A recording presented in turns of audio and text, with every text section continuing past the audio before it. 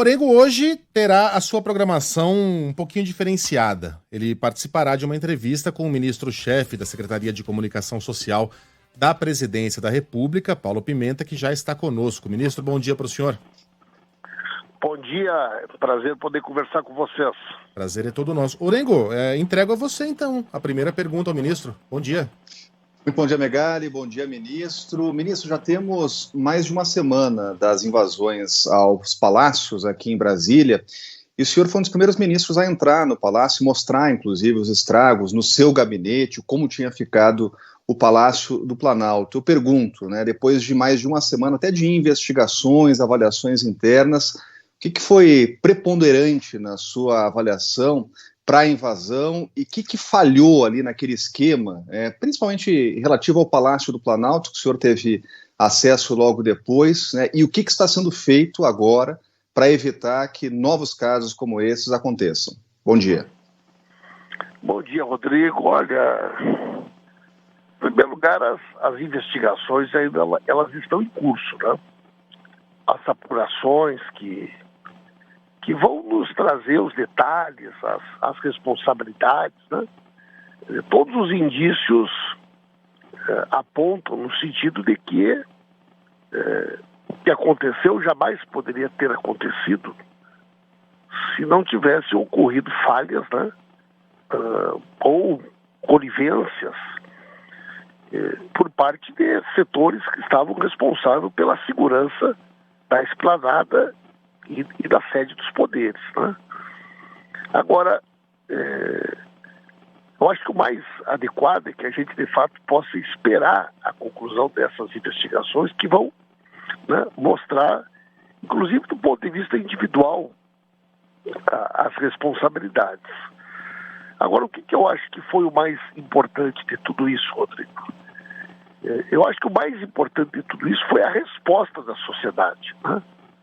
O fato de que, na própria segunda-feira, após os atos terroristas, né, o presidente Lula ter despachado no Palácio do Planalto, recebido, né, os chefes dos três poderes, ter reunido com os comandantes das Forças Armadas, ter reunido todos os governadores, a resposta rápida do Poder Legislativo, as iniciativas do Poder Judiciário, tudo isso sinaliza com muita força para a sociedade brasileira e para o mundo, né, que a democracia no Brasil ela é sólida, que as instituições continuaram funcionando normalmente, que o ataque foi à estrutura física dos poderes, mas que a democracia é muito maior do que isso e que esses setores são setores que precisam ser tratados, né, como criminosos, porque foram crimes que foram cometidos,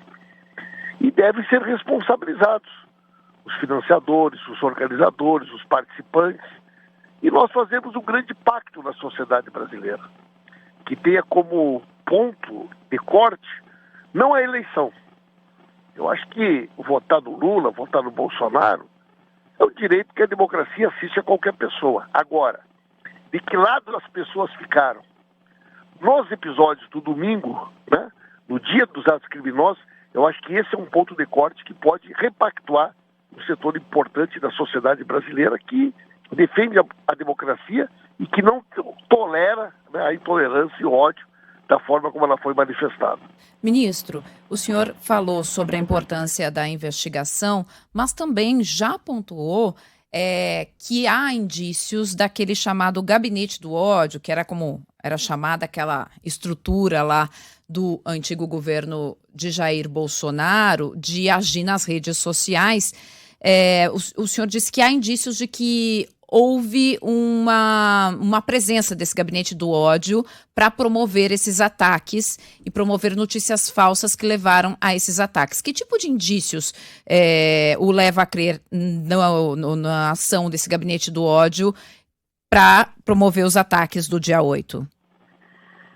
Olha, a gente sabe, né, que uma das ações mais importantes para a organização desses atos foi exatamente a capacidade que eles constituíram através das redes, tanto das redes públicas, como também essas redes como o WhatsApp, né, o próprio Telegram, a maneira como eles se organizaram para que esses atos pudessem acontecer. E isso não foi feito de forma amadora, isso foi feito de forma bastante sofisticada, né, ao envolvimento grande de recursos.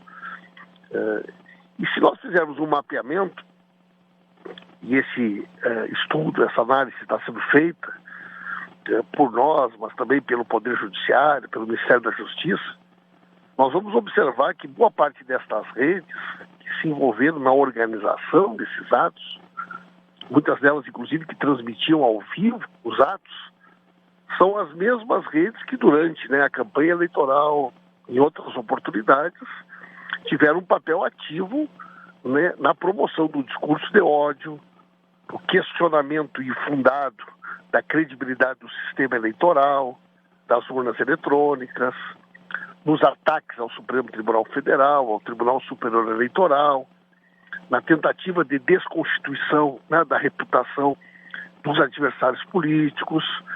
E todas essas relações, todas essas conexões, elas demonstram, né, que apesar do governo anterior ter terminado, boa parte desse esquema de comunicação que mistura, né, uma ilegalidade com uma semi-clandestinidade, ele continua funcionando, com atores inclusive que estão fora do Brasil, com a utilização de perfis, de ferramentas, né, que estão hospedadas fora do Brasil, e tudo isso também, né, naturalmente será investigado e faz parte de todo esse conjunto de apurações que hoje estão em curso no Brasil. Nesse texto que o senhor publicou, ministro, no Twitter, a respeito do gabinete do ódio, o senhor também, como resposta, defendeu a reativação da Rede de Defesa da Verdade, palavras suas. A sociedade civil, influenciadores digitais, os partidos políticos, os movimentos sociais e tantos outros sujeitos têm um protagonismo importante e insubstituível neste processo. Ativar essa força organizada é fundamental para a defesa da democracia. Eu quero entender exatamente o que significa, no contexto da SECOM, uma rede de defesa da verdade. Veja bem, o governo federal é uma grande fonte, né, de informação. É um grande emissor de informações. Nós temos, por exemplo, a Agência Brasil, que é a principal agência de notícias do país, que abastece com as suas informações, né, uma rede enorme de rádios, de sites, de pequenos jornais, principalmente em todo o Brasil, que tem no governo federal a sua principal fonte. Tem nos ministérios, tem, né, na política institucional governamental do governo a sua principal referência.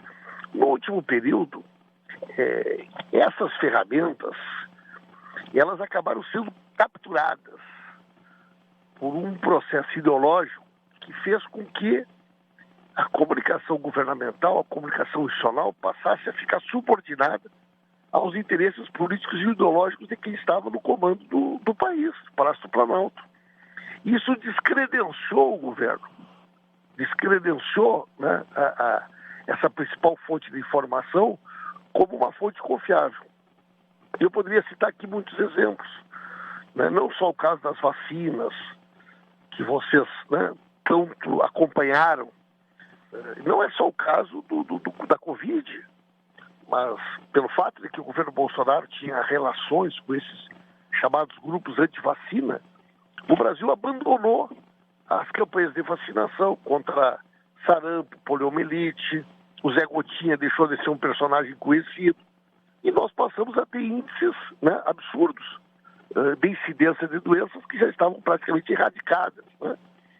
O Brasil era uma grande referência nas políticas de prevenção do HIV, AIDS, e simplesmente por uma opção ideológica, pela relação do governo que evitava tratar determinados temas, o Brasil abandonou essas campanhas. O Ministério da Saúde nunca mais, né, deu uma atenção a esses programas. Então o governo, né, e os seus canais de comunicação passam a desinformar, a abrir mão. E a partir do momento que você recupera esse espaço como espaço de credibilidade, você tem uma rede, né, que, de certa maneira, se referencia nas políticas públicas e nas informações governamentais e faz com que essa informação chegue mais longe. Então, se eu tiver uma Agência Brasil que recupere essa capacidade de credibilidade da informação, né, que seja uma referência, né, não da desinformação, mas uma referência institucional de uma política governamental desprovida desse caráter ideológico, da permanente disputa em torno de um projeto que não pode, né, contaminar todas as referências e instituições do Estado brasileiro, nós vamos constituir espaços de credibilidade para enfrentar as fake news e as mentiras. Só para Eu tentar. aposto muito no papel da imprensa, né, da mídia tradicional, da mídia comercial, que é, sim, né, um espaço importante de combate à desinformação. E eu tenho feito um esforço grande no sentido de demonstrar isso e fazer com que vocês também, né, tenham todo o espaço necessário, a transparência necessária para fazer o trabalho de vocês e ajudar a sociedade nesse processo constante de disputa contra a desinformação. Só para tentar me aprofundar um pouquinho mais, ministro, quando a gente fala em rede de defesa da verdade, isso implica a definição do que seja verdade. E esse é sempre um conceito perigoso quando você determina um grupo que será responsável por decidir o que é verdade e o que é mentira. Quando a gente tem uma agência pública confiável, que dissemina verdades e informações, isso é muito bom. O incentivo à imprensa livre e independente é uma excelente notícia. Mas muita gente teme que algo que se defina como rede de defesa da verdade configure aquilo que o senhor definiu como a captura ideológica, né, dos meios de comunicação pela captura do outro polo ideológico, se o senhor me entende. A minha pergunta haverá ações de governo, não estou falando de justiça, mas ações de governo contra aquilo que este governo entenda serem disseminadores de fake news? Haverá, por exemplo, como é que será a relação do governo com a imprensa que dissemina fake news, por exemplo? Veja bem, eu acho que a preocupação que tu traz, eu entendo ela, é absolutamente natural, né? Agora, a vida vai demonstrar que não há de nossa parte qualquer disposição, e nós nunca fizemos isso, em transformar ferramentas do Estado brasileiro em ferramentas de disputa e de luta política ideológica. Quando eu falo no governo ser um disseminador da verdade, eu falo da ciência, eu falo de determinados princípios que são absolutamente basilares do convívio social. Por exemplo, existe alguma dúvida aqui entre nós de que a Terra não é plana? De que a Terra é redonda? Né? Existe alguma dúvida aqui entre nós que as vacinas são eficientes? Existe alguma dúvida aqui entre nós de que é importante uma política de preservação das queimadas que evitem a propagação dos incêndios, principalmente na região do Pantanal? Existe entre nós aqui alguma dúvida sobre a necessidade de uma política de preservação da Amazônia que evite o desmatamento, o garimpo ilegal? Né? Então, veja bem, aqui não há aqui qualquer questão que alguém poderia dizer, não, mas essas são opiniões do governo que quer usar.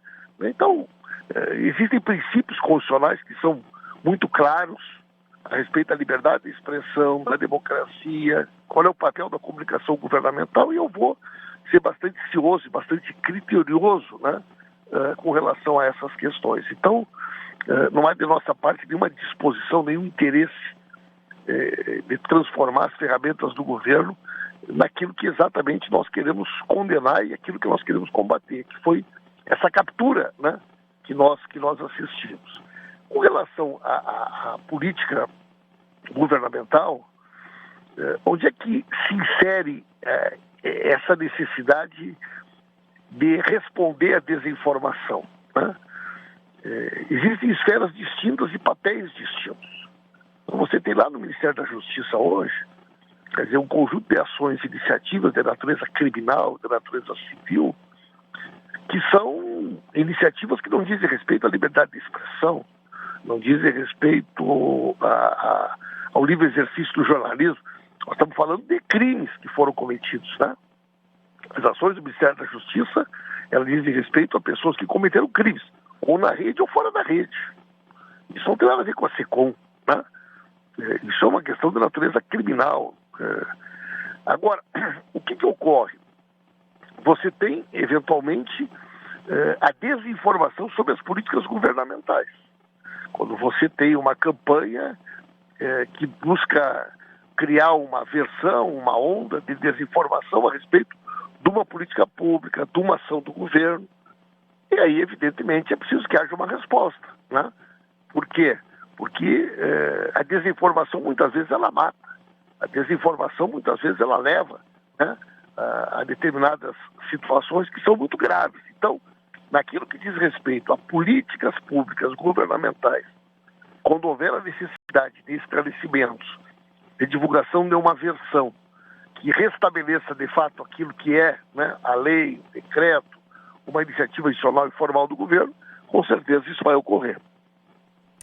Bom, nós assistimos, né, a tentativa de desinformação, por exemplo, de um parlamentar que circulou esses dias aí pelo Congresso mostrando pontos que não foram danificados, né, pelos invasores ali do dia 8, mostrando pontos da Câmara que não haviam sido danificados, dizendo, os estragos nem foram tão grandes assim e tudo mais. Né, uma tentativa de desinformação. Agora, saindo um pouco da alçada das ações da Secretaria de Comunicação da Presidência e voltando para a avaliação de Paulo Pimenta, né, enquanto integrante do governo, enquanto político experiente, o senhor acredita em responsabilização dessas pessoas, desses parlamentares que trabalham nessa tentativa de desinformação e também estendendo um pouco depois da indicação aí de investigação contra o ex-presidente Jair Bolsonaro, o senhor acredita também em responsabilização por parte do ex-presidente? Olha, o que ocorre, né? Nós temos um conjunto de legislações no Brasil, nós temos um conjunto de situações que, de certa forma, elas foram sendo tensionadas, elas foram sendo testadas para ver até onde era possível ir, né? Qualquer pessoa sabe, por exemplo, que se eu organizar um grupo racista para promover o racismo, o ódio de raça, ações violentas que envolvam o racismo, é crime, ninguém questiona isso. Se eu quiser criar um grupo homofóbico para promover uma política de ódio, né, em função da minha visão ideológica, da minha concepção sobre... Se eu quiser promover no Brasil a intolerância religiosa, em função daquilo que eu acredito e eu concebo, eu acho que eu posso atacar denominações religiosas ou templos religiosos de religiões que eu não gosto, que eu não concordo. Tudo isso são crimes, né, que ninguém questiona. Organizar grupos, organizar a sociedade, financiar a sociedade, organizar atos violentos contra a democracia também é crime. Organizar a sociedade, financiar atos que tem por objetivo, né, atacar o Estado Democrático de Direito, o livre funcionamento das instituições, as regras da democracia, isso é crime. Existe uma legislação sobre isso. Mas, de certa maneira, no último período, acabou que determinadas condutas que são criminosas, elas foram sendo naturalizadas. Então, as pessoas usarem espaço público, dinheiro público, para promoverem campanhas, por exemplo, de desinformação sobre as urnas eletrônicas, né? Divulgando teorias conspiratórias contra o Tribunal Superior Eleitoral, contra o Supremo Tribunal Federal, né? De certa maneira, isso foi sendo naturalizado. As pessoas estimularem, né, atos violentos, a organização de ações, né? Isso acabou levando, né, a um cenário que chegou onde ele chegou. Então é preciso que exista um marco. É por isso que eu tenho dito, que, do meu ponto de vista, o marco que nós devemos ter não é a eleição. A pessoa votar no Lula ou votar no Bolsonaro é um direito discricionário que a democracia oferece, que qualquer um pode fazer. Inclusive o voto é secreto, exatamente para garantir isso. Agora, de que lado as pessoas se colocaram a partir dos atos terroristas do domingo, onde foi destruída, né, a sede da Suprema Corte, o Parlamento, o Palácio do Planalto, né, as pessoas que financiaram isso, as pessoas que instigaram isso, as pessoas que promoveram isso, a sociedade precisa ter como marco esse momento. Se ela votou no Bolsonaro ou não votou no Bolsonaro, não importa. Importa se ela está do lado da defesa da democracia, do pleno funcionamento das instituições e assim por diante. Então, parlamentares que usaram o seu mandato ou não, que usaram as suas redes sociais para organizar, para promover, para financiar, né, atos criminosos, precisam responder por isso, como qualquer outro cidadão. Então, eu acho que a principal mensagem que a sociedade brasileira recebe é que não será tolerada qualquer iniciativa que tenha por objetivo o uso da força e da violência para, né, atentar contra a democracia e o livre funcionamento das instituições. Agora, ministro, há um processo de investigação para identificar os financiadores, e eu gostaria de perguntar ao senhor, pelo que o senhor tem acompanhado e conversado internamente, se há alguma dúvida de que há financiadores que não foram ainda identificados. Eu gostaria até de aproveitar e já perguntar, ministro, sobre aquele esforço do olhar para frente, né, depois de tudo o que aconteceu, qual a estratégia, até do ponto de vista de comunicação, para mostrar que ações estão sendo executadas, né, para além das respostas às manifestações. E até queria perguntar ao senhor sobre algo que é muito esperado, aí tem até uma expectativa de anúncio amanhã, da política do salário mínimo, né? Se já tem aí a diretriz para anunciar, porque a gente sabe que reuniões estão ocorrendo para definir, inclusive, qual vai ser o salário mínimo especificamente, se o senhor poderia adiantar já. Olha, eu acho que essa questão do olhar para frente, ela é muito importante, né? Eu defendo, né, que nós temos que fazer um esforço de repactuação na sociedade brasileira. Agora, o olhar para frente, ele não pode ser confundido com impunidade, né?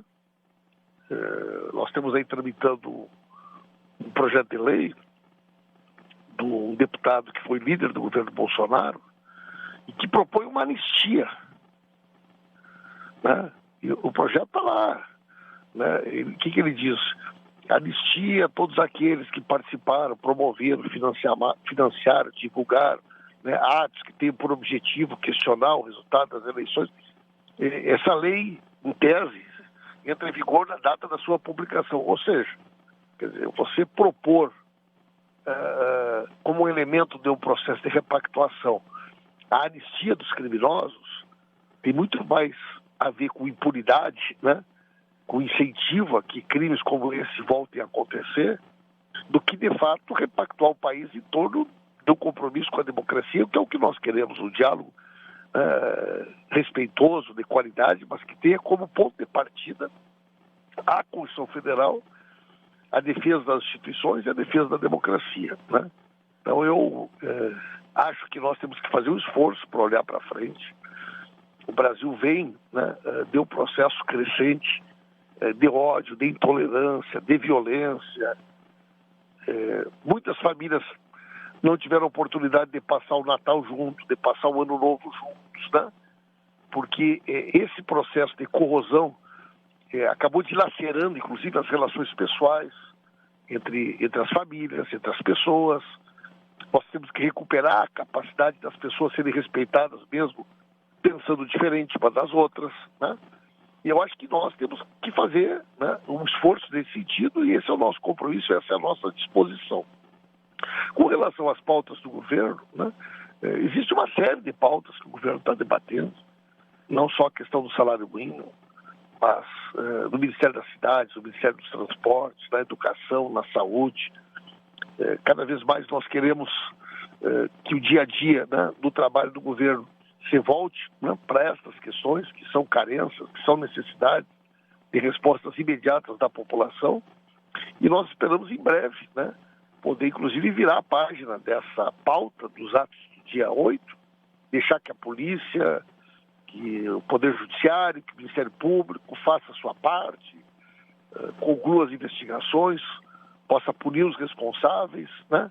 Que isso sirva de exemplo para a sociedade brasileira e que o governo possa se voltar para aquela pauta que é o que a população espera de nós, que é a capacidade de resposta para melhorar a vida das pessoas, especialmente aquelas que mais precisam. Eu já quero dispensar o ministro aqui, porque eu sei que ele tem uma reunião com o presidente Lula marcada para agora de manhã, inclusive está em deslocamento, mas eu gostaria de perguntar o que está na pauta para essa reunião, o que deve ser discutido com o presidente hoje, ministro? Na realidade, se vocês acompanharem a agenda do presidente, eu sei que muitos de vocês têm por costume acompanhar essa agenda diária do presidente, vocês vão observar que existe um despacho diário, né? Que é feito com o presidente, digamos assim, para abrir o dia, né? Onde a gente faz uma análise dos principais assuntos, dos principais fatos, da conjuntura nacional, da conjuntura internacional, né? É uma reunião de rotina, e a partir dessa reunião o presidente organiza o restante da sua agenda e ele tem, né, um cenário mais detalhado de tudo aquilo que a gente tem até a obrigação mesmo de acompanhar na SECOM, mas também em outras secretarias que atuam no Palácio, como a Casa Civil, Relações Institucionais, Secretaria-Geral de Governo. Então, é uma rotina, né, de abrir o dia com essa agenda, e eu, portanto, tenho essa responsabilidade de diariamente preparar esse despacho cedinho da manhã com o presidente. É a nossa reunião de pauta aqui, Megali, de manhã. É mais ou menos uma reunião, né, de pauta. Tá. Então vou mudar a pergunta. O que está preparado? O que o senhor vai apresentar para o presidente hoje? Mas aí seria até uma descortesia de minha parte falar que é um assunto que eu vou despachar com o presidente. O ministro está acostumado, jornalista é assim, né, ministro? A Nos gente tem que ouvindo, perguntar. É bom que ele já vai se preparando. Paulo Pimenta, ministro-chefe da Secretaria de Comunicação Social da Presidência da República, da SECOM. Bom trabalho, boa sorte para o senhor nos próximos 4 anos. Até a próxima. Eu estou aqui inteiramente à disposição, espero que a gente possa restabelecer uma relação, né, com transparência, com diálogo, né? Ninguém vai ser ofendido, ninguém vai ser agredido, ninguém vai ficar acuado de poder fazer uma pergunta para o presidente ou para qualquer ministro, não vai ter cercadinho, não vai ter sigilo de 100 anos, né? Tudo que nós pudermos fazer para fortalecer e valorizar o trabalho dos profissionais da imprensa, vocês vão ter um compromisso da nossa parte. Eu, inclusive, tomei uma iniciativa junto com as entidades representativas, sindicatos de jornalistas, também algumas empresas que me procuraram. Nós tivemos muitos profissionais de imprensa que foram agredidos, que tiveram seus equipamentos danificados nos atos do dia 8. Entrei em contato com o delegado, chefe da Polícia Civil do Distrito Federal, que designou um delegado para tratar especificamente desses inquéritos, né, reunir com a Unesco, com outras entidades, e quero ser parceiro de todas as iniciativas para a valorização do trabalho profissional dos jornalistas, para a segurança do trabalho desses profissionais. Esse vai ser um compromisso do governo do presidente Lula e um compromisso da SECOM. Perfeito. Bom trabalho, ministro. Até a próxima. Um abraço. Orengo, alguma última palavra por aí? A expectativa, viu, Megali, para o depoimento do ex-secretário, ex-ministro Anderson Torres, continua aqui preso numa região bem próxima do Plano Piloto, que é Guará, uma região importante aqui do Distrito Federal. Agora, para isso, eu estava conversando com investigadores que estão à frente aqui dos processos de apuração, é preciso de uma autorização do ministro Alexandre de Moraes, que conduz esse inquérito, né? Então, essa é a expectativa para o depoimento e principalmente para entender aí essa história da minuta, né? Quem escreveu, se seria encaminhado ou não para o presidente Jair Bolsonaro, né? Porque as atenções estão voltadas para esse documento encontrado na casa do ex-ministro e ex-secretário, né? E a partir disso, outras frentes de investigação já iniciaram, por exemplo, o Tribunal Superior Eleitoral, que já tinha uma investigação aberta do ponto de vista ainda eleitoral, mas com o surgimento dessa minuta, né, também temos um avanço aí nessa investigação até a citação do nome do presidente Jair Bolsonaro. Então a expectativa aqui em Brasília é para esse depoimento que precisa ser autorizado pelo ministro Alexandre de Moraes. E se ele vai falar ou não, né, Orengo? Porque também não é obrigado a dizer nada. Pode ficar caladinho o tempo todo se quiser, né? É verdade. Agora, para quem já falou até nas redes sociais, Megali, sobre esse assunto, né? E na manifestação nas redes sociais, o ex-ministro e ex-secretário acabou se complicando um pouco. Por quê? Porque ele fala que existiam muitos documentos na casa dele e queriam ser triturados. Alguns juristas avaliaram que o próprio ex-secretário preso, ele acabou entregando aos investigadores uma linha de apuração, que é a história da obstrução de justiça, né? Queima de arquivo, ou inviabilização de provas. Ele vai ter que explicar até isso que ele disse nas redes sociais, né? E principalmente quem entregou a ele essa minuta, né? Disse que ele recebe muitas sugestões, né? E por que quando ele recebeu uma minuta que claramente tinha intenção ali de não respeitar uma eleição, né? Porque ele não denunciou, né? Porque ele, de alguma forma, pode ter se colocado numa situação de prevaricação. Então, são algumas linhas de investigação e agora a gente aguarda aí a manifestação do ex-secretário preso. Valeu, Orengo, até amanhã. Até amanhã, valeu.